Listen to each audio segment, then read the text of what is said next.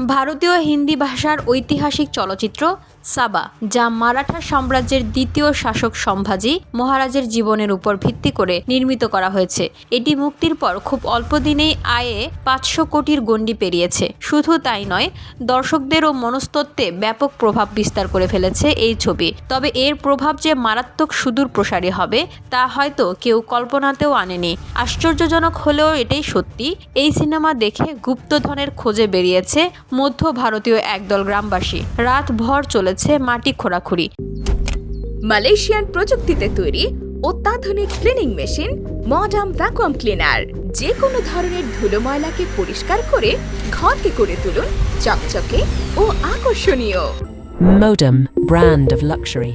ভারতের মধ্যপ্রদেশের একটি গ্রামে ঘটেছে এমন অদ্ভুত ঘটনা। ভারতীয় সংবাদ মাধ্যম সংবাদ প্রতিবেদনের এক প্রতিবেদনে বলা হয়েছে, হঠাৎ করেই রাতের অন্ধকারে টর্চ শাবল হাতে নিয়ে বেরিয়ে পড়েন সেই গ্রামের বাসিন্দারা। বুরহানপুরের আশিরগড় নামের একটি জায়গায় খনন কাজে মধ্যরাতেই বেরিয়ে পড়েন তারা। তাদের ধারণা, মাটি খুঁড়ে মুঘল আমলের কিছু স্বর্ণমুদ্রা কিংবা গুপ্তধনের হদিশ মিলতে পারে।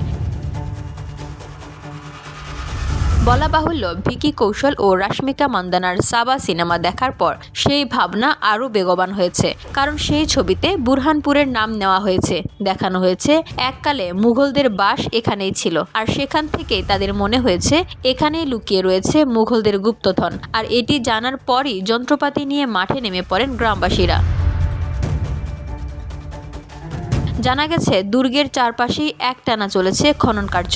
এমনকি মেটাল ডিটেক্টর দিয়েও চারপাশ পরীক্ষা করে দেখা হয়েছে সোনাদানা কোথাও লুকিয়ে রাখা হয়েছে কিনা। আশিরগড়ের বাসিন্দাদের এহেন খোঁড়াখুড়িতে বেজায় বিরক্ত সেই অঞ্চলের জমির মালিকরা। বিষয়টি কানে যায় প্রশাসনেরও, যদিও প্রশাসনের পক্ষ থেকে গত বৃহস্পতিবার সেই অঞ্চলে গিয়ে খোঁড়াখুড়ি করা জনতার কোনো হদিশ পাওয়া যায়নি। পরে পুলিশের সাহায্যে গ্রামবাসীদের খনন কার্য বন্ধ রাখার অনুরোধ করা হয়। এমনকি সেই অঞ্চলে গুপ্তধন পাওয়ার সম্ভাবনাও তারা উড়িয়ে দিয়েছেন। তবে সংবাদ সংস্থা পিটিআই এর পক্ষ থেকে সেই ভিডিও প্রকাশ্যে এলো, আর তাতেই ইন্টারনেটে হাসির রোল। সেখানেই দেখা গেল গ্রামবাসীরা শাবল, গাইতি এমনকি কোদাল দিয়ে দুর্গের চারপাশে খনন কার্য শুরু করেছে। আনা হয়েছে মেটাল ডিটেক্টরও। আর বুরহানপুরের সেই আজব কীর্তি বর্তমানে চর্চার শিরোনামে।